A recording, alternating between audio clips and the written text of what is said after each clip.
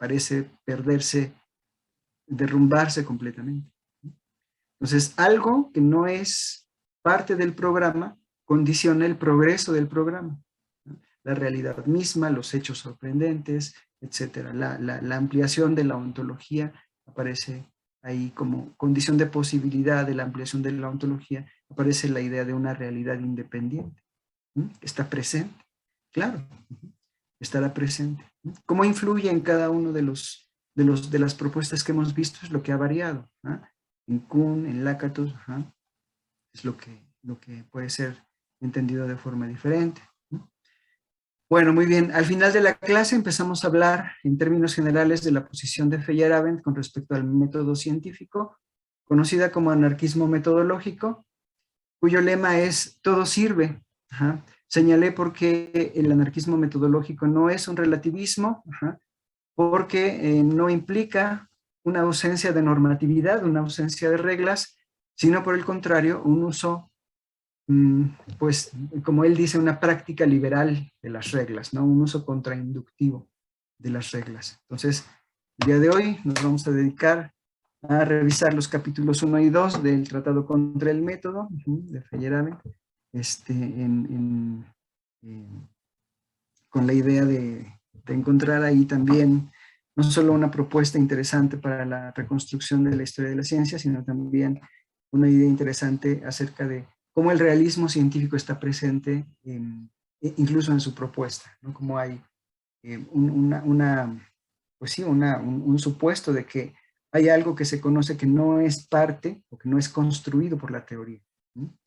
Y bueno, eso también pues le da cierta objetividad, ¿no?, al conocimiento.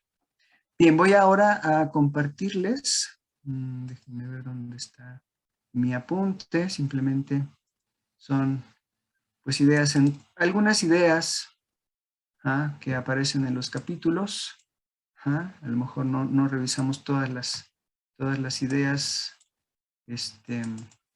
sino algunas de las más importantes. Mi computadora está un poco lenta ahora, el día de hoy. Bueno, muy bien. Espero que estén viendo ya mi apunte.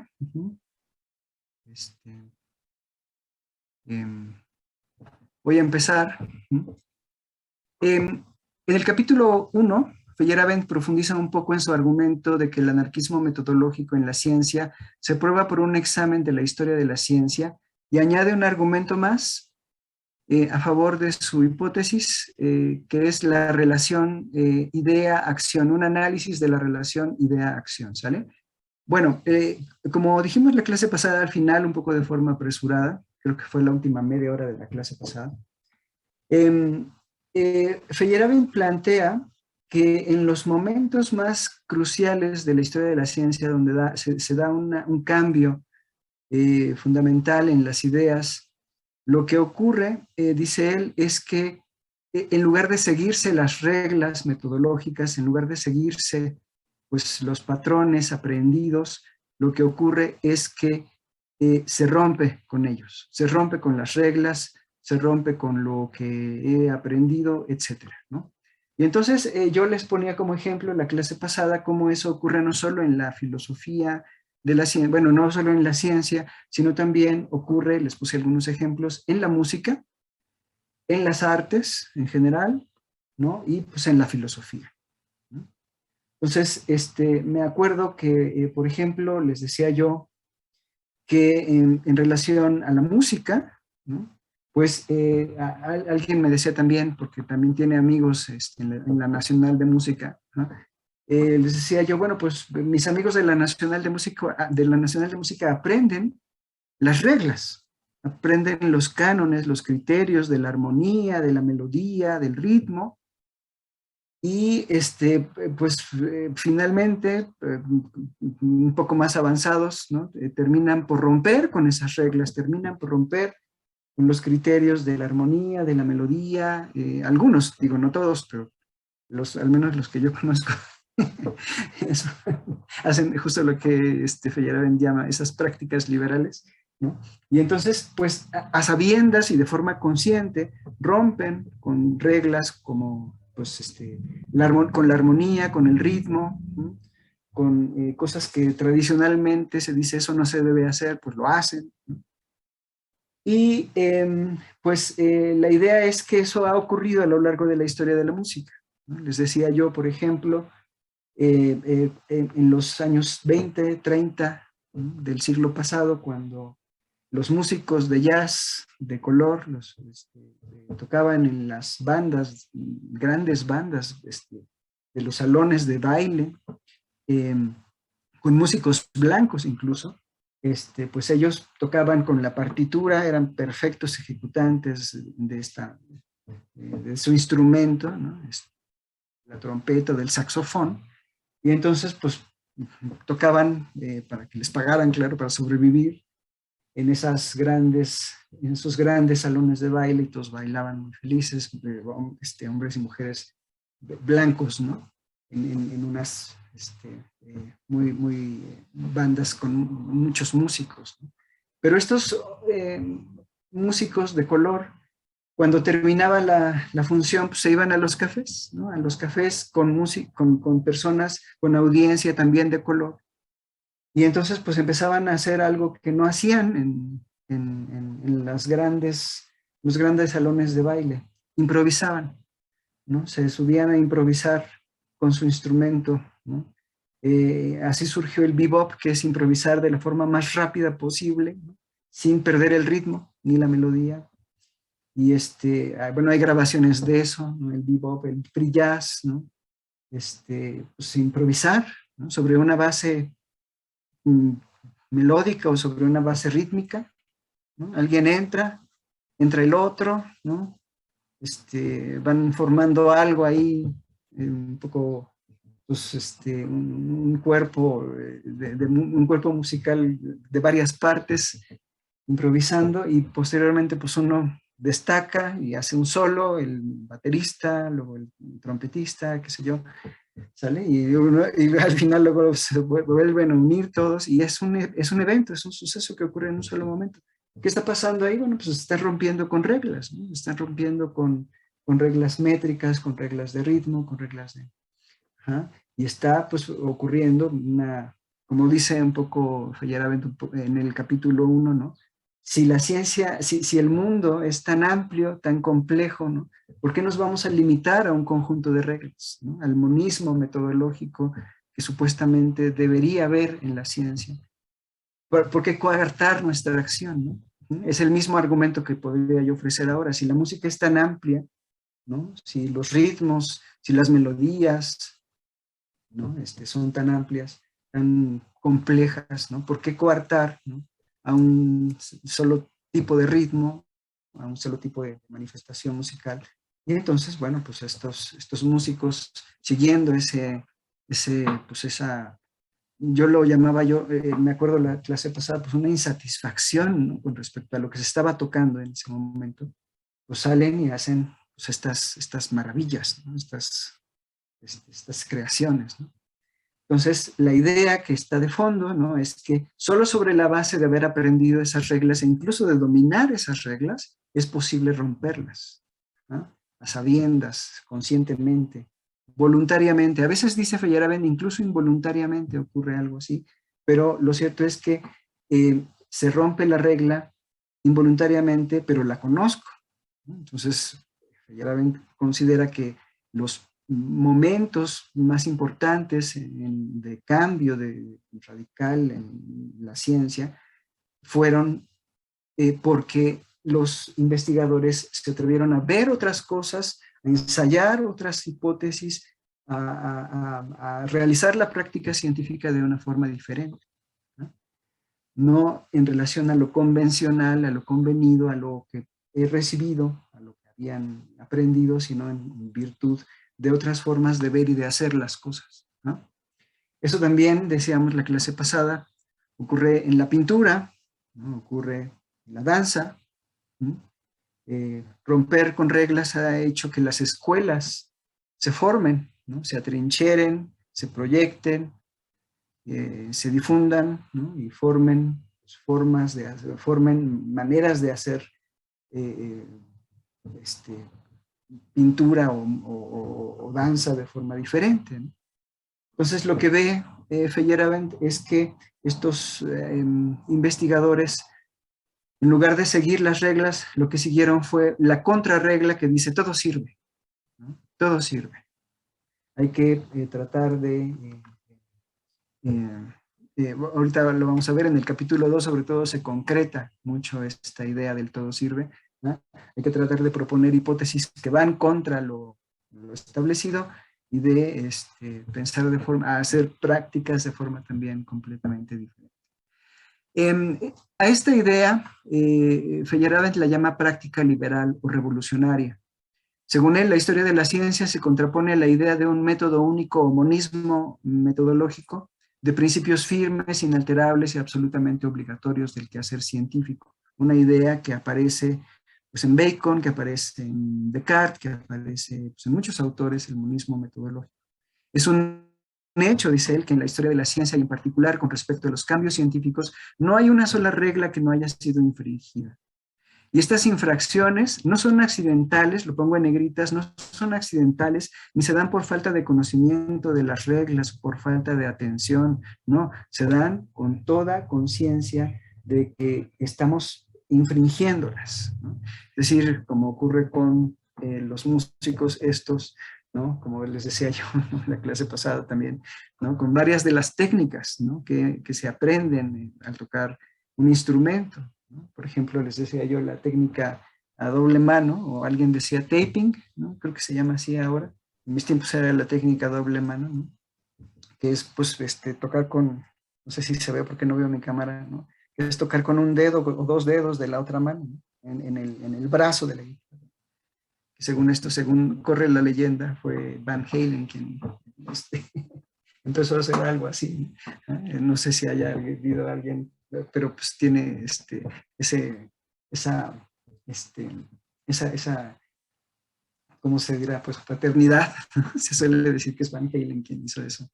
Utilizar la técnica de doble mano, a lo mejor, quién sabe, haya habido alguien que lo hizo antes, pero es una técnica que ahora está súper desarrollada, ¿no? Que apareció primero como utilizar un solo dedo y ahora se utiliza, creo que, pues, por lo menos 4 dedos, ¿no? Para tocar varias notas al mismo tiempo, ¿no? En fin, la idea entonces es extender las técnicas, extender la ontología, ¿sí? Abordar esa complejidad de la mejor manera o de formas diversas, ¿no? Y esas maneras, esas formas diversas de abordar la complejidad implican para Feyerabend una ruptura consciente de reglas, ¿no? Estas reglas fueron infringidas a sabiendas, conscientemente o bien involuntariamente, pero se las conocía, ¿no?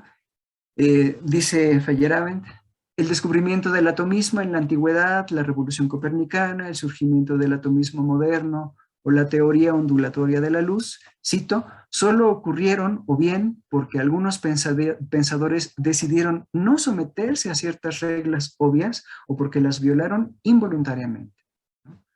Cierro la cita, página 7. La idea es que, pues, a pesar de que infringieron las reglas involuntariamente, lo cierto es que las conocían, ¿sí? Toda regla debe ser infringida, dice Feyerabend, en alguna ocasión para que la ciencia pueda avanzar. Las infracciones a las reglas son necesarias para el progreso científico, ¿no? Esto significa, pregunto, ¿esto significa que cualquiera puede hacer ciencia o provocar un cambio científico? La respuesta es no. La respuesta es no. Se suele pensar con bastante frecuencia y quizá de una forma muy extendida que Feyerabend diría algo así como cualquiera puede hacer ciencia, ¿no? Porque si de lo que se trata es de romper reglas, infringirlas, pues entonces cualquiera puede proponer algo. Pero sospecho que Feyerabend mismo no diría algo así o no ha dicho algo así, al menos en alguna obra escrita, no lo he encontrado, porque más bien parece señalar que aquel mejor capacitado para hacer ciencia revolucionaria al menos, o provocar un cambio científico, es aquel que mejor conoce las reglas, ¿no? No el que las desconoce, ¿no? El ejemplo es, alguien que no sabe de música puede romper con una o muchísimas reglas del ritmo, una o muchísimas reglas de la melodía, de lo que se debe hacer en un piano o en una guitarra. Pero eso no implica que va o que pueda generar una escuela musical, digamos, una técnica diferente, ¿no? No lo implica, ¿no? Es decir, digamos, los músicos que han pasado a, a la historia como, no sé, como autores revolucionarios en el ritmo, en la melodía, ¿no? Bach, por ejemplo, Mozart, ¿no? Alguien señalaba en la clase pasada de Debussy que pensaba que salir a la naturaleza y oír sí, a oír la naturaleza y tratar de, pues, inspirarse de ahí para su música. Pues no simplemente son cualquiera, ¿no? Es decir, son autores que conocen las reglas, conocen los criterios, los cánones, y saben de qué forma pueden ir más allá de ellos, ¿vale? Entonces, pues no es como simplemente sentarse y hacer ruidos con el piano, como parece que cuando vamos, no sé, a un concierto de free jazz y el autor simplemente hace ruidos, ¿no? Pero lo que está haciendo, pues, es romper reglas conscientes, ¿no? Conscientemente, ¿no? Está plenamente, eh, pues, discerniendo, ¿no? Qué son las cosas que está haciendo, ¿no? Y no simplemente de forma accidental, ¿no? Esa es la diferencia, ¿no? Primero, según lo que dice Feyerabend, se debe conocer las reglas, es lo que acabo de decir, e implícitamente para infringirlas se debe poseer un nivel, pues, elevado, un buen nivel, ¿no? De dominio sobre ellas, para poder no solo aplicarlas, sino desarrollar variantes de estas, ¿ah? Solo después podremos romper con esas reglas conscientemente o a sabiendas, ¿ah? Incluso desde un punto de vista estrictamente lógico, esto es el caso. Solo puedo romper con algo en la medida en que conozco ese algo, ¿sí? Es decir, la idea misma de romper con o infringir una regla implica, pues, que la conozco, ¿ah? Eh, a lo mejor alguien ahora va a levantar la mano y va a decir, yo puedo romper muchas reglas sin conocerlas. Ajá, pero eso no implica, el argumento de Feyerabend diría que eso plantee una nueva visión científica o una nueva forma de hacer las cosas. No, ¿no? Eh, eh, Tendría que haber, ajá, por lo menos una eh, voluntad, una conciencia de qué es lo que se está haciendo respecto de este rompimiento con las reglas, ¿no? Les decía yo, en el caso de la filosofía, eh, ya he hablado un poco de la música, hablé un poco de la pintura. En el caso de la filosofía, les decía yo, pues tenemos dos casos al menos en donde se puede ver claramente esto, ¿no? Eh, eh, Les decía yo, y siempre creo que son ejemplos recurrentes en mis clases, ¿no? Como el mejor alumno de la Academia de Platón es el que pone las condiciones para terminar con una visión platónica, ¿no? Para derrumbar una visión platónica. Incluso Platón no tenía respuesta a las preguntas, ¿no? Es Aristóteles, ¿no? Es decir, el mejor alumno, el que nace en el seno de la filosofía platónica y la desarrolla y la conoce muy bien, es el que está mejor capacitado para ver en dónde están los problemas, ¿no? Y formular los argumentos que posteriormente lo van a llevar al helemorfismo, a su propia visión filosófica, ¿no? Ese es un caso. El segundo, creo que la clase pasada mencioné Heidegger, pero hay uno anterior, ¿no? Que es muy claro también, muy patente. Es Spinoza, ¿no? Spinoza respecto de Descartes, ¿no? Spinoza es súper fan de Descartes, siempre digo eso, es súper fan de Descartes. O sea, en su época, según entiendo, se le conocía como, pues, uno de los máximos exponentes cartesianos. Incluso los cartesianos tenían celos de Spinoza porque conocía muy bien a Descartes.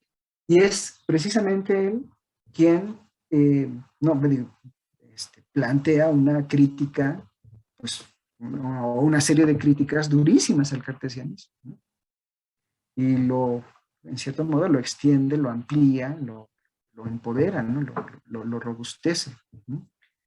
Entonces, no es alguien de fuera, es alguien de dentro, ¿no? No es alguien que desconoce, sino que es alguien educado en la filosofía cartesiana, o en el caso de Aristóteles, alguien educado en la filosofía de Platón.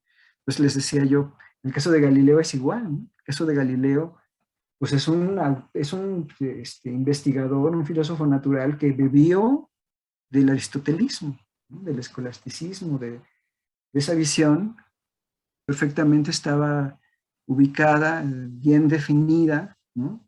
Y lo que hace, pues como dice Feyerabend, es romper con eso, ¿no? Ulises, adelante. Esta como relación que usted ahorita está mencionando como con todas estas tradiciones y escuelas, o sea que también creo que se puede arrastrar incluso con los filósofos presocráticos, ¿no? O sea, de que hay Ajá, como esta, o sea, ellos eran conocedores de los mitos griegos a profundidad, pero justamente exacto, ese agotamiento de del poder exacto. explicativo hace que pongan cosmogonías. Y entonces, o sea, mi pregunta era que justo estas como incertidumbre o esta necesidad de hacer propuestas nuevas parecería que atiende a la necesidad de, bueno, más bien a que el poder explicativo de una teoría previa o de un sistema de creencias previos se agota, ¿no? Entonces se requiere como crear algo nuevo o a partir de hipótesis nuevas para poder reconfigurar, ¿no? En este caso sea la cosmogonía o el poder explicativo o la teoría como tal, pero parecería que es como un agotamiento, ¿no? Del paradigma previo, por decirlo de alguna manera. Ajá, sí, sí, de alguna forma sí. Em, eh, no sé, no estoy muy seguro de si Feyerabend lo plantearía en términos de un agotamiento o de un desencanto o de un problema explicativo, digamos, ajá, sino que más bien creo que lo que él plantearía es que el investigador debería tener siempre una visión abierta, ¿no? Es como esa idea. Porque Feyerabend está un poco en contra, a diferencia de Lakatos, de algo como lo que Lakatos mismo refiere cuando se genera lo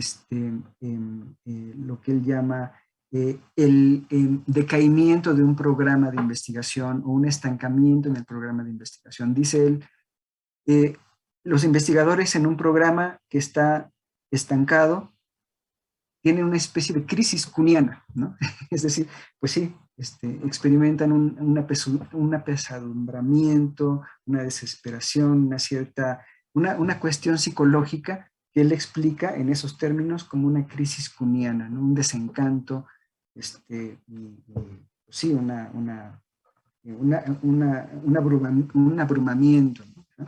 Respecto de su propia teoría. Entonces, Feyerabend creo que, si no recuerdo mal, es en el capítulo 2 o 3, en donde él dice, el científico no debe esperar ese momento, ¿no? El científico, perdón, debe estar siempre abierto en su visión, en su percepción, en su interpretación de los fenómenos, ¿no? Como que él, si no recuerdo mal, él no cree que sea recomendable que el científico espere o que se dé en un momento dado en la historia de la ciencia una sensación psicológica de crisis o de que algo no marcha bien, para entonces ya proponer cosas locas, raras, arriesgadas. No, es como una visión crítica que debe acompañar la visión científica. ¿Sí lo ves? Sí entiendo muy bien lo que dices, Ulises, tienes toda la razón también respecto de los presocráticos acerca de los mitos, son los mejores, probablemente los mejores capacitados para proponer el salto del mito al logos, ¿no? El salto del mito a la ciencia, ¿no? Porque los conocen muy bien, son pues, perfectos conocedores de los mismos y son pues, los que dieron la posibilidad, las condiciones para ir más allá del mito, en efecto. Pero creo que eso es algo que Feyerabend diría, si bien se puede explicar de esa forma, como un poder, una crisis explicativa o un sentimiento de desazón, ¿no? De parte de los investigadores o en este caso de los filósofos, ¿no? Como que lo que diría es, esa visión crítica, esa visión liberal, ¿no? Debería estar presente siempre. ¿No? Y de hecho él cree que está presente siempre. ¿Sale, Ulises? Sí, profe. ¿Sí? Ok. Bueno, entonces, este sin duda es el papel que Feyerabend le confiere a la educación científica, es decir, la educación científica uniformiza, estandariza, ¿no? Como la educación musical, ¿no? Uniformiza, estandariza, o sea, le ponen la partitura al músico y éste la toca automáticamente, ¿no? O sea, bueno, a lo mejor ensaya un poco, pero sabe perfectamente cómo interpretar lo que está escrito, ¿no? Como el tiempo, los ritmos, la melodía, ¿no? Va apareciendo en el documento, en la partitura, pues simplemente la hace patente, ¿no? O el artista, ¿no? Igual, ¿no? Cómo se debe hacer un trazo, cómo se debe iluminar, cómo se debe plantear una perspectiva, qué sé yo. Y entonces, pues, solo sobre esa base, diríamos, y dice Feyerabend, la educación ofrece una formación, unas reglas, unos cánones que posteriormente el investigador, el practicante en esta disciplina romperá, ¿no? O irá más allá de ella, ¿no? Entonces, los cambios revolucionarios se dan cuando se rompe con lo aprendido. Esto lo llama Feyerabend una práctica liberal. Esta práctica liberal, dice Feyerabend, no es solo un hecho en la historia, sino que es razonable y absolutamente necesaria para el desarrollo del conocimiento. Desde un punto de vista lógico incluso, si hubiera un monismo metodológico, no podría explicarse el cambio científico. Así de sencillo. Entonces, el cambio científico implica, incluso desde un punto de vista lógico, que ha habido una ruptura, ¿no? Que ha habido pues sí, una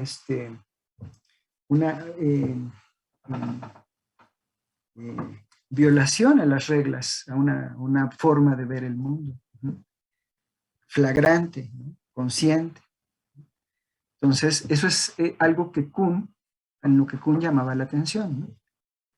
Sin embargo, Feyerabend, como acabo de decir hace un momento, dirá que esa visión no puede ser, o no puede darse, o no debería darse, solo en los momentos de crisis, sino que debería tener esa capacidad, y de hecho creo que él diría, se da de hecho en las prácticas científicas todo el tiempo.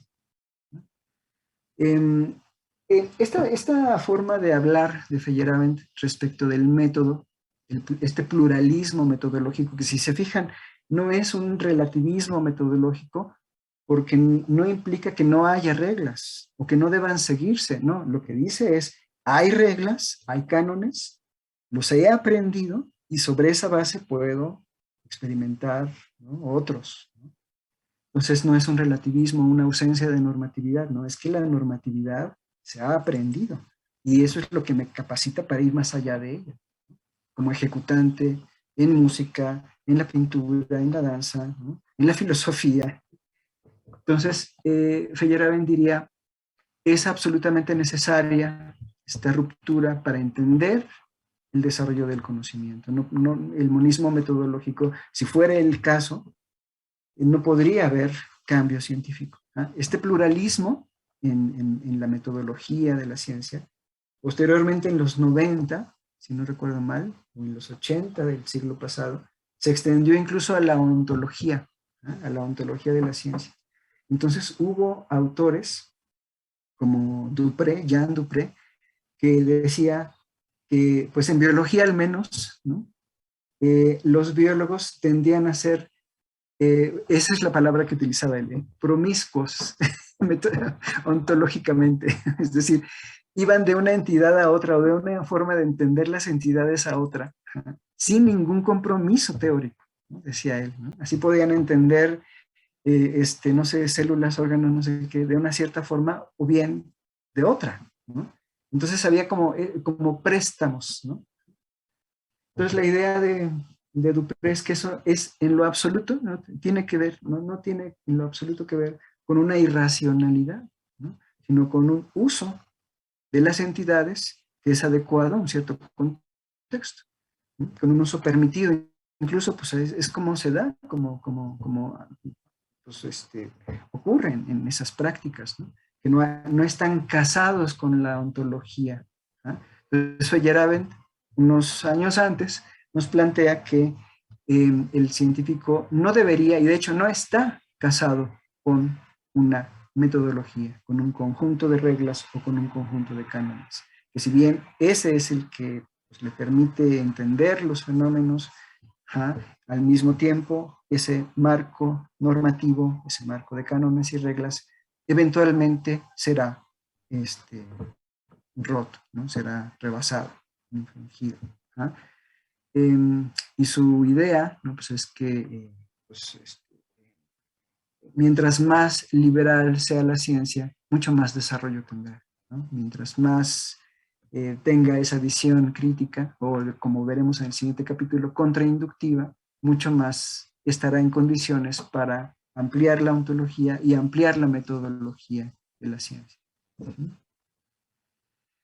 Entonces, la historia de la ciencia demuestra que, cito, dada cualquier regla, por muy fundamental o necesaria que sea para la ciencia, siempre existen circunstancias en las que resulta aconsejable no solo ignorar dicha regla, sino incluso adoptar su opuesta. Esta es una cita que aparece en la página 8. Cierro la cita. Entonces, pues lo que dice él, pues no hay reglas fundamentales, ¿no? Aún las más fundamentales, no hay reglas inviolables, ¿no? Aún las más fundamentales o aparentemente necesarias, en alguna circunstancia, en algún momento, han tenido que ser infringidas, ¿sí? Esto también se ha visto, esta forma de pensar también se ha visto en el contextualismo inferencial, en teoría del razonamiento, ¿no? O sea, el contextualismo inferencial en teoría del razonamiento, como alguna vez les he platicado, sobre todo en el otro curso, en el curso de inducción, el de lunes, implica que toda circunstancia o toda situación está normativamente estructurada. Sea positiva o sea negativa, esa situación está normativamente estructurada, ¿no? Mientras más consciente sea el agente inferencial de las normas que constituyen esa situación, ¿no? Que regulan esa situación, sea positiva o sea negativa, ¿no? Mejor estará en condiciones de poder lidiar con esa situación, ¿no? Entonces, el agente, la primera regla del contextualismo inferencial es ubícate, ¿no? Ubícate en tu contexto, ¿no? Trata de entender cuáles son las reglas que están rigiendo en este momento, en esta situación específica, y pues trata de seguirlas, ¿no? Trata de ceñirte a ellas. Pero, ¿no? Si es el caso, si es necesario, pues si hay condiciones para ello, pues entonces rómpelas, ¿no? Rómpelas, ¿sale? Lo que está planteando aquí Feyerabend, pues es muy interesante, ¿no? Realmente es muy, yo creo que ahora muy pues adecuado en los discursos de filosofía política, de contextualismo, de filosofía de la racionalidad. No siempre lo racional es seguir las reglas, ¿no? No siempre lo racional o lo correcto es seguir las reglas, ¿no? Hay contextos en donde lo que se precisa o lo que es conveniente o incluso lo racional es no seguirlas, ¿sale? Entonces, llamó la atención respecto de esto también. Esto ya lo he mencionado en otras clases, seguramente los que han tenido otras clases conmigo recuerdan, ¿no? En los deportes es muy claro. Les decía yo, no sé si en este curso en el cual les decía yo, ¿no? La regla del fuera de lugar, por ejemplo, ¿no? O la regla en el salto de altura, ¿no? De correr y saltar de frente, ¿no? En el 68, específicamente en las Olimpiadas de México 68, no recuerdo el nombre del húngaro que corrió hacia la varita esta y saltó, pero de espaldas. Y entonces de inmediato, pues los demás dijeron, eso no se vale, eso es incorrecto, ¿no? Ya se oía que por ahí alguien andaba haciendo eso, pero pues había que bloquearlo, no pudieron bloquearlo, ¿no? ¿Por qué? Pues porque no había en el manual reglas del salto de altura, una regla que dijera o que prohibiera saltar de espaldas, ¿no? Y por supuesto, pues el hombre ganó esas olimpiadas en salto de altura, ganó las que siguen, y así hasta que los demás empezaron a saltar de esa forma. No hubo manera, ¿no? Y es justo lo que está diciendo aquí Lakatos, un cambio radical en una práctica específica, ¿no? En este caso en una práctica deportiva, ¿no? Un cambio radical.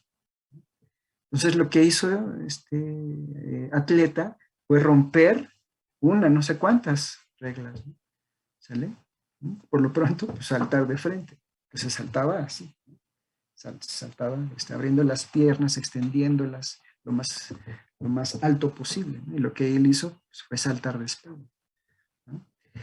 En fin, bueno, la idea es cualquier regla, por muy fundamental o necesaria que sea para la ciencia, ¿no? Por cualquier práctica, siempre existen circunstancias en las que resulta aconsejable, racional, incluso conveniente, ¿no? No solo ignorar la regla, sino romperla.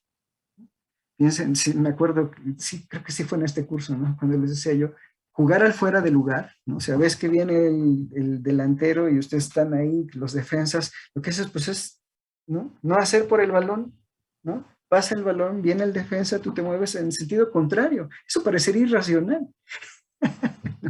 En sentido contrario al defensa, ¿no? A defender la portería, y entonces provocas que el jugador, el delantero, quede en fuera de lugar. Parecería como irracional no ir por el balón, no hacer la defensa, sino dar un paso atrás, dejando al delantero, ¿no? en esa posición. El árbitro dirá, no, pues ya, eso ya no se vale, ¿no? Aunque meta la bola en la portería, eso ya no cuenta, ¿no? Porque fue fuera de lugar. Jugar al fuera de lugar es complicado, ¿no? Es incluso, pues es como el filo de la navaja, porque pues, si el árbitro o el de línea no lo ve, pues se pone complicado. Ahora ya hay VAR y todo eso. En fin, bueno, eso es otra cosa. La idea es que en algún momento la regla no existía, ¿no? No se consideraba como algo, pues no autorizado, no justo. Si un delantero está adelante de la franja de jugadores de la defensa, recibe el balón y mete el gol, ¿no? Entonces en algún momento se planteó esta regla, ¿no? Y pues hay un uso de esa regla, ¿no? Lo que Lakatos llamaría a este momento, ¿no? de romper con las reglas, como el cinturón protector de hipótesis protege, ¿no? Incluso pues, a pesar de las reglas que existen. Hay diversas maneras de entender el progreso científico, así que no necesitamos cerrarnos a un modo de entender este desarrollo científico. Puede tomar pues, los cursos que surgen en la historia, los derroteros que surgen en la historia. La forma en la que Lakatos lo hace es interesante, es importante también, pero para Feyerabend sigue siendo una reconstrucción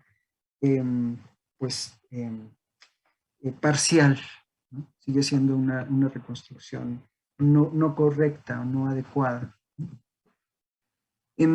Los elementos extracientíficos son muy importantes, como vieron en el capítulo 1, no hay una mención de Feyerabend explícitamente, como los elementos como las preferencias individuales del investigador, cuestiones políticas, sociales, los momentos claves de la historia intervienen en las decisiones de los científicos. Es lo que, como vimos la clase pasada, en Lakatos, la historia externa, ¿no? Incide en la justificación de las decisiones de los científicos en un momento dado, ¿no? No solo las explican, sino que también las justifican. Además, los científicos se valen de elementos que muchas veces no son argumentativos. Los cambios en el contorno físico, las guerras, el colapso de los sistemas de moralidad imperante o las revoluciones políticas transforman también los modelos de reacción del científico, ¿no? Porque pues, la práctica científica es parte de otras prácticas, ¿no? Las formas en las que el científico razona o decide las cosas son formas en las que también están relacionadas con otras formas de decisión y de reacción. Entonces, todo eso hay que tener en mente cuando estamos pensando en los cambios científicos. Los cambios en la ciencia transforman los modelos metodológicos del científico, incluyendo importantes modelos de argumentación. Claro, sí. A lo que se refiere es que incluso las formas de argumentar han variado en relación a los cambios metodológicos que el científico puede proponer o experimentar, ¿no? Los modos de argumentar, ¿no? Incluso hay investigaciones acerca de cómo la implementación de los números arábigos como pues, los números que todos conocemos promueven el desarrollo de las matemáticas, ¿no? Promovieron, por supuesto, el desarrollo de las matemáticas, porque sería muy difícil, ¿no? O casi imposible, ¿no? Que hubiera un desarrollo en las matemáticas si los números fueran los números romanos, ¿no? Si siguiéramos utilizando la nomenclatura de los números romanos, ¿sí? El desarrollo matemático se habría estancado, dicen muchos, ¿no? Historiadores en matemáticas. No habría sido posible, ¿no? Un montón de desarrollos que ahora tenemos, ¿no? Entonces, fíjense nada más, ¿no? Es lo importante que es incluso la nomenclatura. Son los eventos, dice Feyerabend, la causa de que adoptemos nuevos criterios y nuevas formas y más complejas formas de argumentación. Por lo tanto, los defensores de los viejos criterios tendrán que aducir no solo contraargumentos, sino además causas contrarias. Si las viejas formas de argumentación resultan demasiado débiles, entonces estos defensores tendrán que abandonar dichas formas. Quienes defienden los viejos criterios no solo lo hacen a través de la argumentación, sino de la propaganda y la coerción, ¿no? Y esto podría parecer un ejercicio de la irracionalidad, ¿no? Los intereses, fuerzas de coerción y propaganda desempeñan un papel importante en el desarrollo de conocimiento y de la ciencia, ¿no? La idea es que, pues, no podemos simplemente hacer una reconstrucción de la historia de la ciencia que busque la racionalidad, ¿no? Que sea, como decía Lakatos, mientras más elementos se incorporen de la historia externa y se entiendan los periodos de cambio revolucionario como racionales, mejor, ¿no? O eso verificará o confirmará que esta teoría de la racionalidad es mejor. No. En realidad, para Feyerabend, la racionalidad o irracionalidad coexisten, ¿no? En la práctica científica. Lo que dice aquí, en este capítulo, si ustedes recuerdan, es que el análisis de la relación entre idea y acción ofrece también un apoyo al anarquismo metodológico. Dice él, ¿no? A menudo parece que antes de actuar tenemos una idea o un plan de acción, que primero es el problema, luego la idea de cómo solucionarlo y después actuamos. Pero no es así, dice él. El niño aprende a hablar hablando, jugando con las palabras, combinándolas, etcétera, hasta encontrar un significado que había estado fuera de su alcance. Su argumento es, el científico no aprende ciencia fuera de la práctica científica. El médico no aprende a ser médico fuera de la medicina, sino en la práctica, ¿no? El físico igual, el biólogo. Entonces, si esto es así, no es que primero tengamos un problema, luego la idea de cómo solucionarlo y después actuemos, sino que la práctica implica la normatividad que se va a seguir, ¿sí? La situación, la práctica médica, la práctica biológica, la práctica del físico, implican la normatividad que se va a seguir, ¿vale? Entonces no es que haya como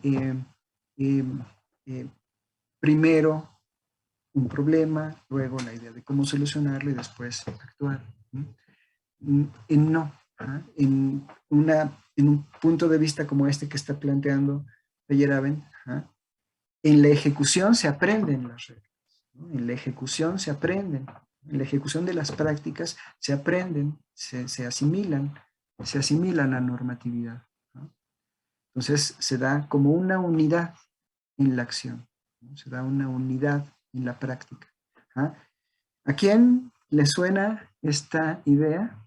Pues está en Peirce, por supuesto, ¿no? Está en Peirce la idea de que la acción o la práctica conforman una unidad, un entramado, un aglomerado de reglas, de valores, ¿no? de sentimientos, de emociones, ¿no? Se da una unidad que posteriormente, en un momento dado, se puede separar, se puede distinguir todos esos elementos, pero en la acción, en la práctica, se da esta unidad de todas estas cosas. Y la actividad lúdica inicial constituye un presupuesto esencial del acto final de comprensión. Es decir, jugamos con el lenguaje y le damos sentido al lenguaje jugando. Lo que yo sostenía, por ejemplo, en mi tesis de doctorado, es que lo mismo pasa con el razonamiento, que aprendemos a razonar razonando, ¿no? Como se aprende a hablar, ¿no? Y jugamos a veces incluso un poco con los razonamientos, ¿no? Viendo hasta dónde es posible llevarlos, y el sentido del razonamiento pues se aprende justamente en eso, ¿no? En el juego. Entonces esta actividad lúdica, como dice Feyerabend, constituye el inicio, ¿no? De la práctica, y también le da sentido al final a la comprensión de esta práctica. ¿Sí? Como prácticamente creo yo ocurre con muchas de las disciplinas, ¿no? La danza, la música, la pintura, ¿no? Empezamos jugando, y el sentido o el significado de la música viene después, ¿no? Se da como el resultado de ese juego. La actividad científica se va construyendo de manera activa y lúdica, dice Feyerabend, ¿no? La ciencia se ha desarrollado desde Galileo a partir de ideas que contradicen la razón, lo establecido, lo permitido, y la experiencia, lo observado, y que se apoyan en creencias igualmente irrazonables, inaceptables e implausibles, ¿no? Sí, una de estas clásica, ¿no? Que seguramente conocen, de la que a lo mejor ya les he hablado, ya saben, ¿no? Pues la idea de que Aristóteles sostenía de una forma intuitiva, y probablemente intuitiva para todos, que si dos objetos uno pesa más que otro, ¿no? El que pesa más va a caer primero, va a llegar al suelo primero, ¿no? Pues es algo que probablemente ni siquiera requería de una experimentación, ni siquiera requería, o sea, intuitivamente dices, pues si pesa más que el otro, pues claro que va a caer primero, va a llegar primero, ¿no? Si suelto desde una azotea un refrigerador y una pantalla de televisión, el refrigerador va a caer primero. Pues es falso, completamente falso, ¿no? Entonces parece irracional, ¿no? Parece contra la experiencia, parece contra lo racional, contra lo que es plausible, ¿no?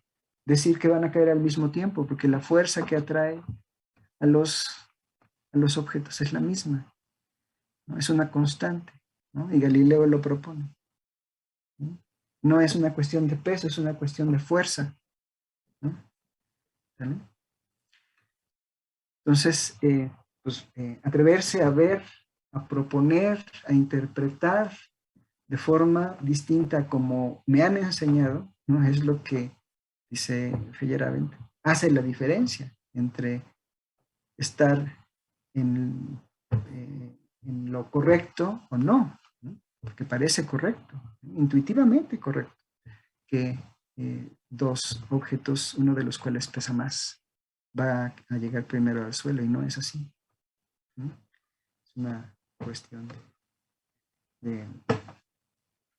es una cuestión de fuerza, de la constante, de una constante.